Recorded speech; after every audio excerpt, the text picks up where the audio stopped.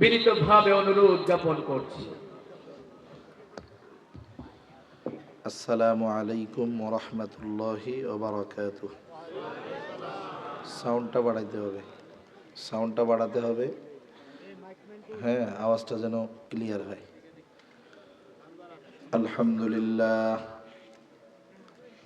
আলহামদুলিল্লাহি ওয়া কাফা ওয়া সালামুন আলা ইবাদিহিল্লাযীনা ইসতাফা। أما بعد فأعوذ بالله من الشيطان الرجيم. بسم الله الرحمن الرحيم.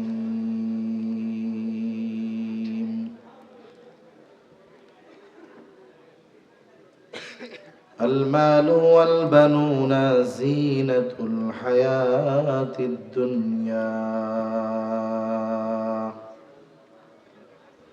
صدق الله العلي العظيم.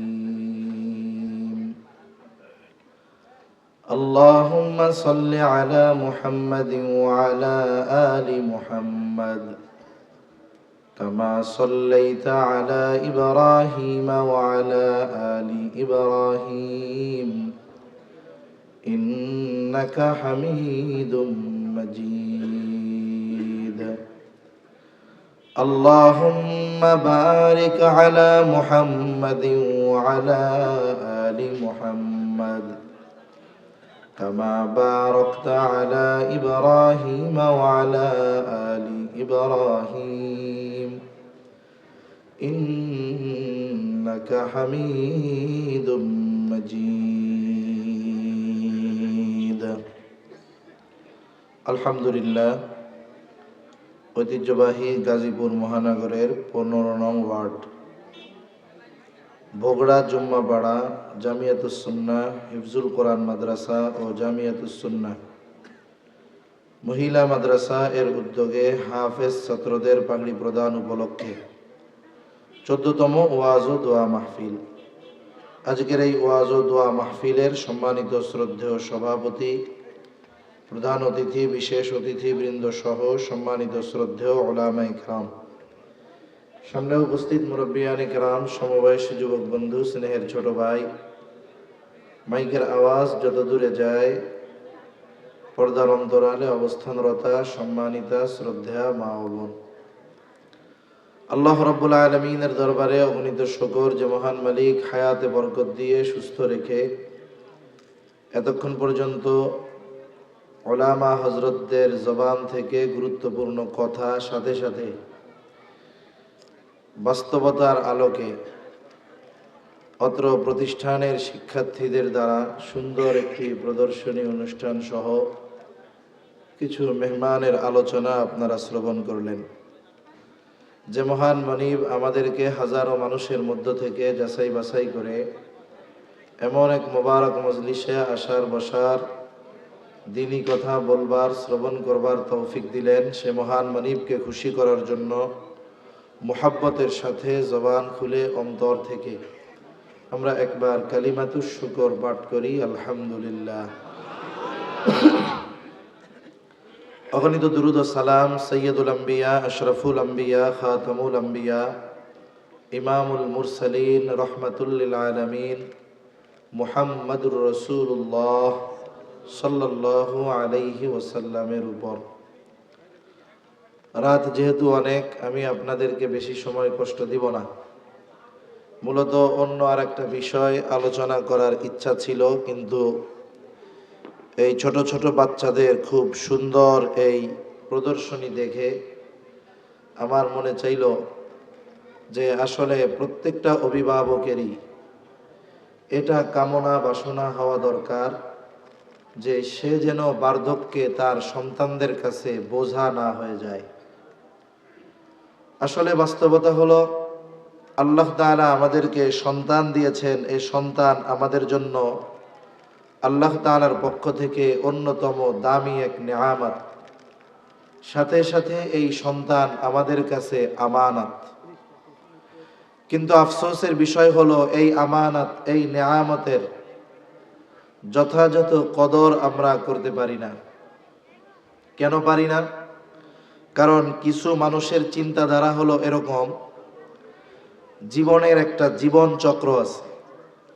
তারা মনে করে জীবনটা হলো এরকম যে আমি এখন যুবক আছি, শক্তি সামর্থ্য আছে, বিবাহ শাদী করলাম, আল্লাহ তাআলা আমাকে সন্তান দিবে, আমি এই সন্তানকে সম্পদ উপার্জনের উপযুক্ত করে তুলব।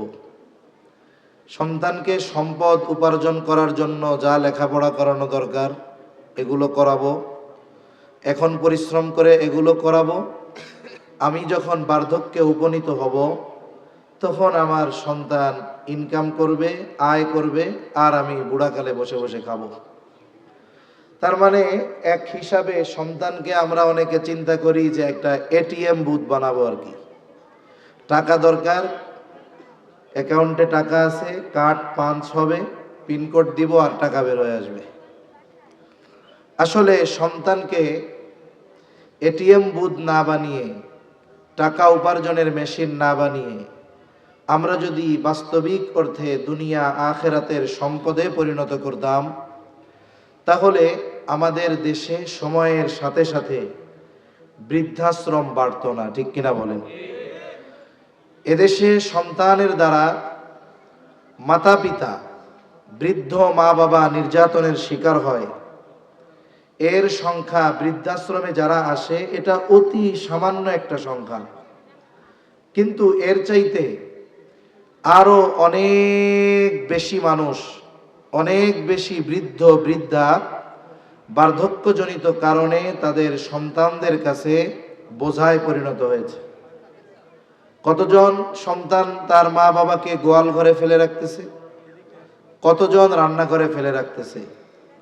আবার দেখা যাবে পিতামাতা যে সন্তানের দ্বারা এই নিগ্রহের শিকার হচ্ছে, এই পিতামাতা যে গরিব ছিল, একেবারে অসহায় ছিল তা নয়, বরং আমরা তো এই বিষয়গুলোই বেশি দেখি যে পিতা অনেক সম্পদের মালিক, তিনিও তার সন্তানকে সম্পদ উপার্জনের সবকিছু শিখিয়েছেন। জীবনের পড়ন্ত বেলায় এসে ওই পিতা এখন তার সন্তানের কাছে সবচাইতে বড় বোঝা। এরকম ঘটনা অহরহ আমাদের সমাজে আছে না নাই? আছে। অনেক জায়গায় এই অভিজ্ঞতার শিকার আমি হয়েছি। অনেক জায়গায় গিয়েছি প্রোগ্রামে, একজন মুরব্বী আসছেন, বসে আছেন পাশে, খুব আবেগ দরদ নিয়ে বলতেছে যে আপনি আমার ছেলের বয়সী হবেন, আপনার কাছে আমি একটা অনুরোধ করার জন্য আসছি। অনুরোধটা কি? উনি বলতেছে যে আমাকে আপনি যে অবস্থায় দেখতেছেন, আসলে আমি এরকম মানুষ না। আমি বড় চাকরি করতাম, টাকা পয়সার মালিক ছিলাম, আমার 2-3টা সন্তান, আমি তাদেরকে উচ্চ শিক্ষায় শিক্ষিত করার জন্য আমার জীবনের সর্বস্ব আমি তাদের জন্য ব্যয় করেছি। এখন আমার এই সন্তানগুলো সব সেটেল, কেউ ইউরোপে, কেউ আমেরিকায় সেটেল, ঢাকায়ও তাদের অনেক সম্পদ আছে, টাকা পয়সা, গাড়ি বাড়ি সব আছে। কিন্তু এই জীবনের পড়ন্ত বেলায় এসে যেই সন্তানদের জন্য আমি আমার জীবনের সব কিছু শেষ করলাম, এই জীবনের পড়ন্ত বেলায় আমি অসুস্থ, আমার ওষুধ কেনার টাকা পর্যন্ত আমার এই সন্তানেরা দেয় না। হুজুর একটু ওয়াজ করেন যাতে সন্তানগুলো তার মা বাবার হক আদায় করে, পিতামাতার হকের ব্যাপারে একটু ওয়াজ করেন। লোকটা তো মোটামুটি ডিটেলস আমাকে ওনার অবস্থা বলছে, কয়েক জায়গায় এরকম বলছে আমাকে। তা আমার তখন ওনারে বলতে মন চাইছিল যে আপনি এত কিছু করছেন, কিন্তু সন্তানকে কি কোনোদিন মুসলমান বানানোর জন্য চেষ্টা করছিলেন? এত উচ্চ শিক্ষায় শিক্ষিত করেছেন, আপনি তাকে একটু কি কোরআন শিখিয়েছিলেন? আমার দৃঢ় বিশ্বাস, আমি যদি এই প্রশ্ন তাকে করতাম, সে যদি আমার প্রশ্নের জবাব দিত, আমার মনে হয় জবাবটা এটাই হতো যে না, এই ব্যবস্থা আমি তার জন্য করি নাই। আমাদের সমাজে আমরা অনেক মানুষ মনে করি যে পিতামাতা মনে হয় শুধুমাত্র সন্তানের কাছে হক পাবে, আসলে বাস্তবতা এর ব্যতিক্রম। আপনি একটা ব্যবসায় লাভ কখন পাবেন? আপনি যখন ওখানে যথাযথভাবে ইনভেস্ট করবেন। ইনভেস্টের সাথে সাথে এই বিজনেসের যথাযথ তদারকি আপনাকে করতে হবে।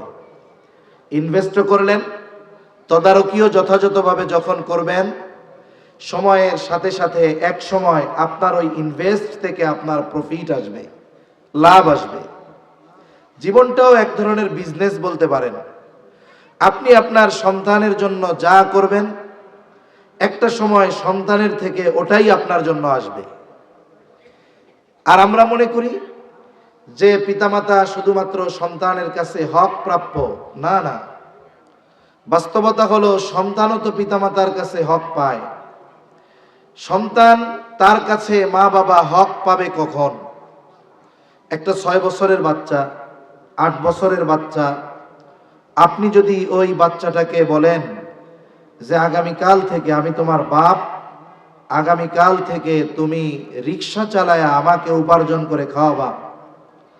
8 বছরের এই নাবালক বাচ্চাকে আপনি যদি হকের কথা বলে রিক্সা নিয়ে রাস্তায় নামিয়ে দেন, বলে এতে তার কাছ থেকে হক আদায় করা হবে না, বরং তার উপরে জুলুম করা হবে। ঠিক কিনা বলেন? তাহলে কথা হলো, পিতামাতা সন্তানের কাছে, ছেলের কাছে হক প্রাপ্য হয় তখন, বলে সন্তান বালেগ হয় যখন। একটা সন্তান প্রাপ্তবয়স্ক হওয়ার আগে, বালেগ হওয়ার আগে আপনি তার উপরে কোনো কিছু চাপিয়ে দিতে পারবেন না। তার মানে তার কাছ থেকে হক পাওয়ার জন্য আপনার দীর্ঘ একটা সময় অপেক্ষা করা লাগবে। কিন্তু একটা সন্তান তার পিতার কাছে হক পায় কখন? একটি প্রসিদ্ধ ঘটনা আছে যে এক লোক খলিফাতুল মুসলিমিন হযরত ওমর রাদিয়াল্লাহু তাআলা আনহুর কাছে গিয়ে তার সন্তানের ব্যাপারে অভিযোগ দিয়েছে যে খলিফাতুল মুসলিমিন, আমার সন্তান আমার হক আদায় করে না। হযরত ওমর রাদিয়াল্লাহু তাআলা আনহু তাকে ধরছে, কি ব্যাপার, তুমি তোমার পিতার হক আদায় করো না কেন? ছেলেটা প্রশ্নের জবাব দেওয়ার আগে খলিফাতুল মুসলিমিনকে বলতেছে, খলিফাতুল মুসলিমিন, এ কথা বলার আগে আপনার কাছে আমার একটা জিনিস জানার আছে। জিনিসটা হলো, হক কি শুধু পিতামাতাই সন্তানের কাছে পায়? পিতাই শুধু সন্তানের কাছে কি হক প্রাপ্য? সন্তান কি পিতার কাছে কোনো হক পায় না? ছেলেটা প্রশ্ন করেছে খলিফাতুল মুসলিমিন হযরত ওমর রাদিয়াল্লাহু তাআলা আনহুকে। হযরত ওমর রাদিয়াল্লাহু তাআলা আনহু মৌলিক কয়েকটা হকের কথা বলছেন। এর মধ্যে প্রথম যেটা তিনি বলেছেন যে প্রত্যেকটা সন্তানের তার পিতার কাছে হক একটা দিনদার মা। একটা সন্তানের তার পিতার কাছে প্রথম হক কি? একটা দিনদার মা। ভাই আওয়াজটা ছেড়ে দেন, ঢ্যাপ ঢ্যাপ না করে রিভার্ব দিয়ে দেন, তাহলে সুন্দর হবে। এমনি আওয়াজ সুন্দর হচ্ছে মাশাআল্লাহ। তাহলে প্রত্যেকটা সন্তানের তার পিতার কাছে প্রথম হক একটা দিনদার মা। জোরে বলেন কি? দিনদার মা। তার মানে যারা বিবাহ করছে তো করে ফেলছে, কিন্তু যারা বিবাহ করে নাই, বিবাহ হবে কি হবে না আল্লাহ জানে। বিবাহ হলে সন্তান হবে কি হবে না আল্লাহ তাআলা জানে, সেটা তো পরের ব্যাপার। কিন্তু যে বিবাহ করে নাই, তাহলে তাকে বিবাহ করার সময় অবশ্যই মেয়ের দিনদারিত্বকে প্রাধান্য দিতে হবে। ঠিক কিনা বলেন? যারা দেয় নাই, হাদিসের মধ্যে আসছে 4টি জিনিস দেখে বিবাহ করা হয়। কয়টা জিনিস? 1 নাম্বার তার সৌন্দর্য, বংশ, মাল। 4 নম্বর নবীজি বলেন দিন। তবে দিনের ব্যাপারে স্পেসিফিক ভাবে নবীজি বলেন ফাযফার বিযাতিদ দিন, তোমরা দিনকে প্রাধান্য দাও। একজনের মধ্যে বাকি 3টা আছে, সৌন্দর্য আছে, সম্পদ আছে, বংশ আছে, দিন নাই, বাদ দিয়ে দাও, ওর দ্বারের কাছে যাওয়া যাবে না। কিন্তু তার মধ্যে পরিপূর্ণ দিন আছে, কিন্তু অনেক উচ্চবংশীয় নয়, অনেক সুন্দরীও নয়, আবার অনেক টাকা পয়সাও নাই, কিন্তু বিয়া হয়ে গেছে। একটু সবর যদি করা যায় তাহলে কি হতে পারে? বলে আল্লাহ তাআলা হয়তো ওই দিনদার কালো গরিব মেয়েটার গর্ভে আল্লাহ এমন সন্তান দান করবে যেই সন্তান পিতামাতার চক্ষু শীতলকরণের কারণ হবে, ঠিক কিনা বলেন? আরেকটা জিনিস হলো, বিবাহের আগে স্বাভাবিকভাবে সবাই চামড়ার সৌন্দর্যকে প্রাধান্য দেয় বেশি। এখন বংশ জাতপাত খুব কম দেখে। যারা একটু বুড়া হয়ে গেছে, মুরব্বী, ওনারা এখনো বংশের ব্যাপারে চিন্তা করে। কিন্তু এখনকার তরুণ প্রজন্মের যারা, এরা সবচাইতে প্রাধান্য দেয় বেশি চেহারার, মানে চেহারার সৌন্দর্যর। এরপরে মাল সম্পদ থাকলে আর একটু ভালো। কিন্তু বাস্তবতা হলো, একটা মানুষ বিবাহের আগে চেহারার সৌন্দর্যকে প্রাধান্য দেয় ঠিক, কিন্তু বিবাহের পরে চেহারার সৌন্দর্যের চাইতে চারিত্রিক সৌন্দর্যের দাম তার কাছে বেশি হয়ে যায়। এজন্য একটা সমীকরণ দেখলাম পত্রিকায় বেশ আগে, যে বিবাহ বিচ্ছেদ যা হয়, এই বিবাহ বিচ্ছেদের ক্ষেত্রে প্রায় 80% মেয়ে যারা, তারা দেখতে সুন্দরী। কারণ কি? সে তার চেহারার সৌন্দর্যকে অগ্রাধিকার দেয় বেশি। চারিত্রিক সৌন্দর্য তার মধ্যে না থাকার কারণে স্বামীর সাথে সে সংসার করতে পারে না। আর ডিভোর্সের ক্ষেত্রে, বিবাহ বিচ্ছেদের ক্ষেত্রে এই 80% মেয়ে যাদের চেহারা সুন্দর, কেন বলে? ওর চেহারা সুন্দর হলেও সংসার করতে পারে না। কেন বলে? ওর চারিত্রিক সৌন্দর্যতা না থাকার কারণে। এজন্য খোঁজ নিয়ে দেখবেন, অনেক ধরনের সেলিব্রিটিদের যখন বিবাহ হয়, অনেক সুন্দর চেহারার সেলিব্রিটি, তার বিবাহ হয় খুব ধুমধাম করে। পত্রিকার হেডলাইন থাকে, কোটি টাকার কাবিন থাকে। লাস্টে কি হয়? 1 বছরের মাথায় আমরা খবরের পত্রিকায় জানতে পারি ওনাদের 6 মাস আগেই ডিভোর্স হয়ে গেছে। হয় কি হয় না? কেন হয় বলেন তো? কারণ বিবাহের আগে ওই চেহারার সৌন্দর্যের অগ্রাধিকার ছিল, কিন্তু আসল সৌন্দর্য হলো চরিত্রের মধ্যে। এটা প্রকাশিত পায় পারিবারিক জীবনে এসে, তখন আর চেহারার সৌন্দর্যের কোনো মূল্যায়ন থাকে না। চারিত্রিক অসৌন্দর্যতাকে সামনে রেখে ওই সুন্দর চেহারার নারীকেও তখন আর ঘরে রাখে না, বিবাহ বিচ্ছেদ হয়ে যায়। এজন্য বিবাহের ক্ষেত্রে দিনদারিত্বকে প্রাধান্য দেওয়া দরকার। এরপরে যদি বাকি 3টা থাকে তাহলে ভালোর উপরে ভালো, কিন্তু দিন যদি না থাকে, বাকি 3টা যদি থাকে, তাহলে পারিবারিক জীবনে পস্তাতে হবে আশা করা যায়। সাথে সাথে সন্তানের প্রথম হক নষ্ট করা হবে। এখন বিবাহ হলো, আল্লাহ তাআলা মায়ের গর্ভে সন্তান দিলেন। যখন একটা মহিলার গর্ভে সন্তান আসে, এই সন্তান আসার পরে মহিলার জন্য কিছু করণীয় বিষয় আছে। কারণ আধুনিক সায়েন্স বলতেছে, চিকিৎসা বিজ্ঞান বলতেছে যে একটা সন্তান মায়ের পেটে যখন থাকে, মায়ের চিন্তা, মায়ের কথা, সব কিছুর প্রভাব ওই পেটের বাচ্চার মধ্যে পড়ে। সুবহানাল্লাহ। দেখেন, যখন আমরা মায়ের রেহেমে পৌঁছাইছিলাম, আমরা কি ছিলাম? আরে কতটুকু পানি ছিলাম ওটা তো দেখাও দুরস্কর ছিল। ওই 1 ফোঁটা একটু পানি মায়ের রেহেমে পৌঁছিয়ে গেল।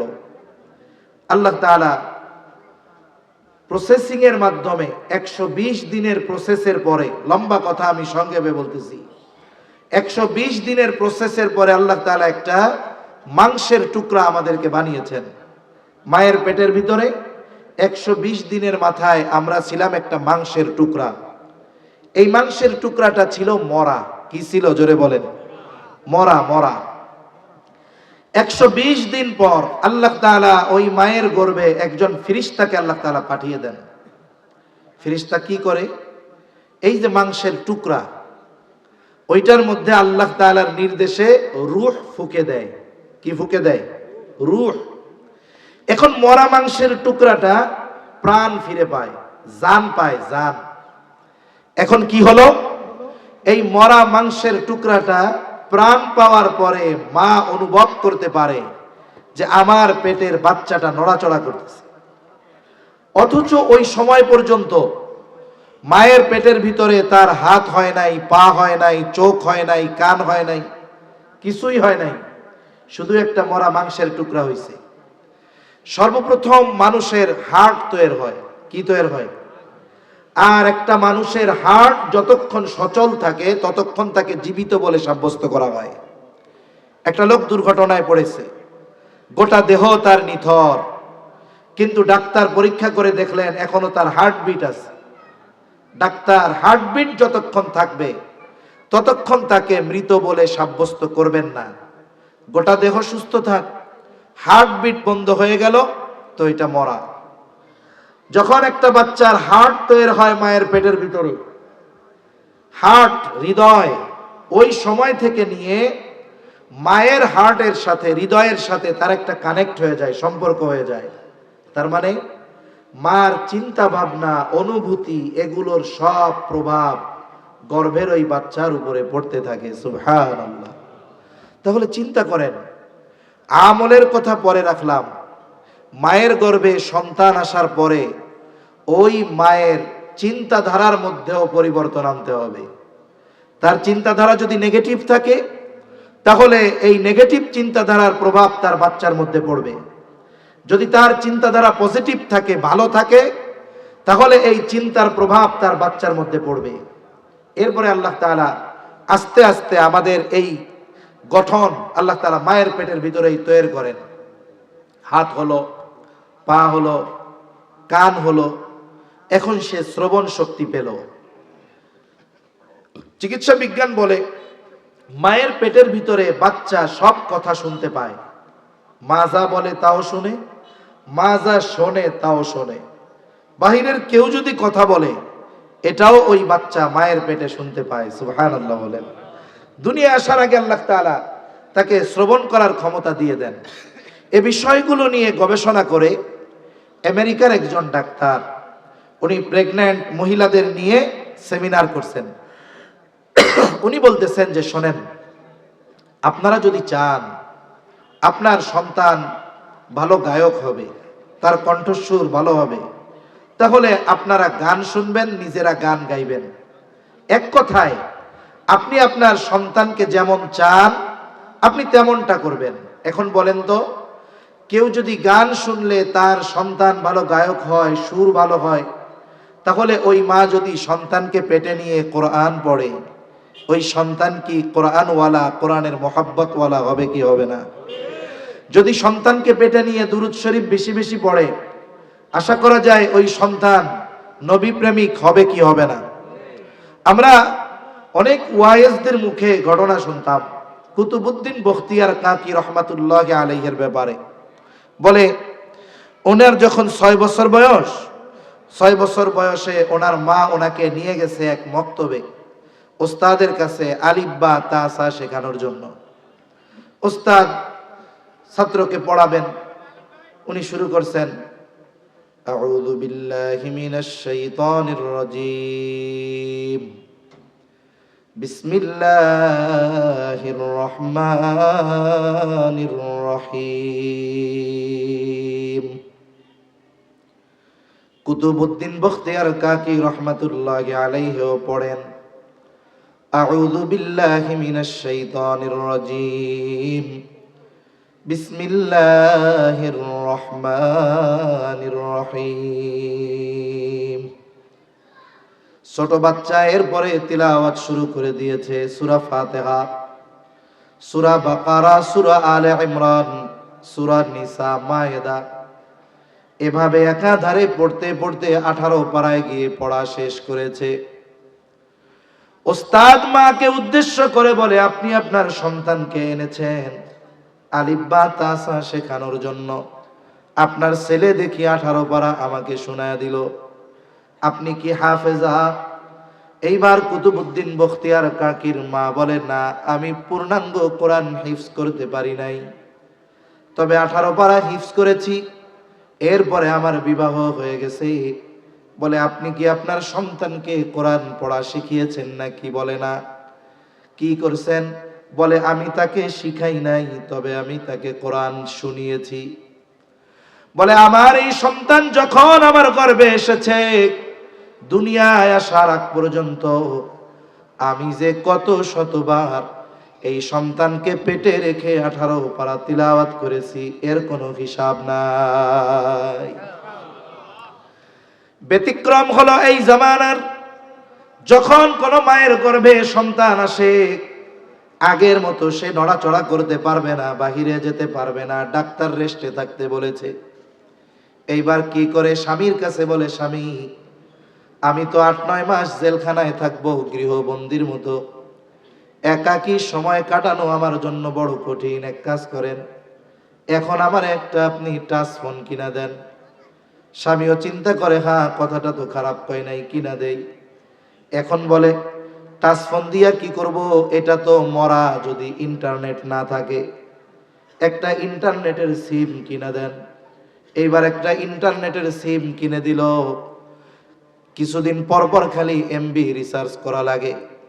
এইবার স্বামীকে বলে, স্বামী অনেক টাকাই তো খরচ হয়, মাঝে মধ্যে এমবির জন্য আপনারে রাত্রে ফোন দেওয়া লাগে, সব বাদ দিয়া আমাকে হাই স্পিড ওয়াইফাই লাইন লাগায় দেন, মাসে মাসে বিল দিব, আনলিমিটেড ইন্টারনেট চালাবো। দেখা যাবে আনলিমিটেড ইন্টারনেট পেয়ে ওই মহিলা এইবার গান শুনে, নাটক দেখে, সিনেমা দেখে, আর এই দেখার চিন্তার পূর্ণ প্রভাব তার গর্ভের বাচ্চার উপরে গিয়ে পড়ে। কুতুবউদ্দিন বখতিয়ার কাকির মা বলে, আমি আমার সন্তান পেটে নিয়ে কতবার যে এই 18 পারা তিলাওয়াত করেছি তার কোনো হিসাব নাই। এই জন্য কি হয় বলে, মোবাইল দেখে যেই মা ওর সন্তান যখন দুনিয়ায় আসছে কান্নাকাটি করে, ওইটা 2 দিন বয়সের হোক আর 3 দিন বয়সের হোক, ওর সামনে নিয়ে মোবাইলটা চালায়া দিবেন, কান্না করার সময় চ্যালেঞ্জ দিলাম কান্না থেমে যাবে। কেন? বলে ওকে তো পেটের মধ্যে থেকেই মোবাইল মিস্টার বানায় নিয়ে আসছেন, এই জন্য এর প্রভাব তার অন্তরের মধ্যে, কানের মধ্যে গেছে আওয়াজ, এর প্রভাবটা তার মধ্যে পড়েছে। এরপরে কুতুবউদ্দিন বখতিয়ার কাকির মা বলেন, আমার সন্তান যখন দুনিয়ায় ভূমিষ্ঠ হলো, এরপর থেকে পবিত্রতা অর্জন করার পর আমি আমার সন্তানকে যে কত হাজারবার এই 18 পারা তিলাওয়াত করে শুনিয়েছি, এর কোনো হিসাব নাই। এখন বলতে পারেন, শুই নাই কি মুখস্থ করে ফেলতে পারে? বলে অসম্ভব নয়, এটা তো সম্ভব। এই ডিজিটাল জামানার কথা আমার মনে হয় ইন্টারনেটে সার্চ দিলে পাওয়া যাবে। সম্ভবত আলজেরিয়ার একটা বাচ্চা আছে, মায়ের কোলের মধ্যে হাফ প্যান্ট পরা, ছোট বাচ্চা, 3-3.5 বছর বয়স। বলে কোরআনুল কারীমের যেই জায়গা থেকে হোক না কেন, আপনি যদি ওর সামনে একটু তিলাওয়াত করেন, এরপর থেকেও তিলাওয়াত করা শুরু করে দেয়। বলে বয়স 3 বছর, 3.5 বছর, এই আধুনিক জামানায় যদি এমন সন্তানের জন্ম হতে পারে, কুতুবউদ্দিন বখতিয়ার কাকির মা সাধারণ মায়েদের মতো মা নয়। ওই কুতুবউদ্দিন বখতিয়ার কাকি মায়ের তিলাওয়াত শুনে শুনে 18 পারার হাফেজ হয়ে যাবে, এটা অসম্ভব কোনো কিছু নয়। এই জন্য মূল কথা যেটা বলতে চাইছিলাম, যে সন্তান যখন মায়ের গর্ভে আসবে, মায়ের দায়িত্ব হলো লাইফ স্টাইল পরিবর্তন করে ফেলা। যদি শারীরিক দৈহিক ইবাদত বেশি করতে কষ্ট হয়, জবানে বেশি বেশি ইস্তেগফার পাঠ করবে, দুরূদ শরীফ পাঠ করবে, আল্লাহ তাআলার তাসবিহাত সমূহ পাঠ করবে, কোরআনের যতটুকু আছে ততটুকু বেশি বেশি তিলাওয়াত করবে। আশা করা যায় এই তিলাওয়াত গুলোর কারণে সন্তানের উপরে প্রভাব আল্লাহ তাআলা ফালায়া দিবে, সন্তানের উপরে প্রভাব পড়বে। এরপরে সন্তান যখন দুনিয়ায় ভূমিষ্ঠ হবে, এইবার শরীয়তের কিছু করণীয় বিষয় আছে। সন্তান দুনিয়ায় ভূমিষ্ঠ হলো, ছেলে হোক আর মেয়ে হোক, প্রথম কাজ হলো সন্তানের ডান কানে আজান, বাম কানে ইকামত দিতে হবে। কিন্তু আফসোসের বিষয়, আমাদের দেশের অবস্থা হলো এইরকম, যারা গাইনি বিশেষজ্ঞ, আপনি যদি আপনার স্ত্রীর স্বাস্থ্যের কথা চিন্তা করে তাদের কাছে নিয়ে যান, শতকরা 99% গাইনি বিশেষজ্ঞ আপনাকে ভয় দেখায় বলবে বাচ্চার পজিশন উল্টাপাল্টা, পানি বেশি নাই, স্বাভাবিকভাবে যদি ডেলিভারি হয় হয়তো মাও বাঁচবে না, মেয়েও বাঁচবে না, এমন একটা ভয় দিয়া দিবে। এই ভয়ে অনেক স্বামী সিজার করাতে বাধ্য হয়, ভয় দিয়া সিজার করাবে। এরপরে কি করবে? এমন জায়গায় রাখবে যে আজান ইকামত দেওয়ার মতো কোনো সুযোগই নাই তার কানে। বলে ধরেন না জার্ম অ্যাটাক করতে পারে, তাকে কাছেই যাওয়া যাবে না। অথচ আমি মাঝে মধ্যে দুই এক জায়গায় গল্পটা শোনাই। আমার এক বন্ধু আছে, মহব্বতের মানুষ, আমেরিকা থাকে, আমেরিকা মিশিগান, মানে উনি শোনাইতেছে আমার এই গল্পটা যে ভাই আমেরিকায় থাকি, কিন্তু আমাদের ইসলামী কালচার সম্পর্কে এরা যতটা সচেতন, অথবা আমাদের কিছু কালচারের ব্যাপারে এরা যতটা রেসপেক্ট করে, আমাদের দেশে ওই কালচারগুলোর ব্যাপারে আমাদেরকে আরো হেয় করা হয়, লজ্জা দেওয়া হয়। তা উনি বলতেছে যে আমার স্ত্রী প্রেগন্যান্ট, যেহেতু দুইজনই ওই দেশের বাসিন্দা, ওনারা গভর্নমেন্ট থেকে ফ্যাসিলিটি পাবে, হসপিটালে ভর্তি করাইছে। আর বিষয়টা এমন না যে হসপিটালে ভর্তি করাইলেই সিজার করবে, তা নয়, বরং যদি তার স্বাভাবিক ডেলিভারি হয় ওটাই করবে, যদি সেটা অসম্ভব হয় তাইলে বাধ্য হলে সিজার করবে।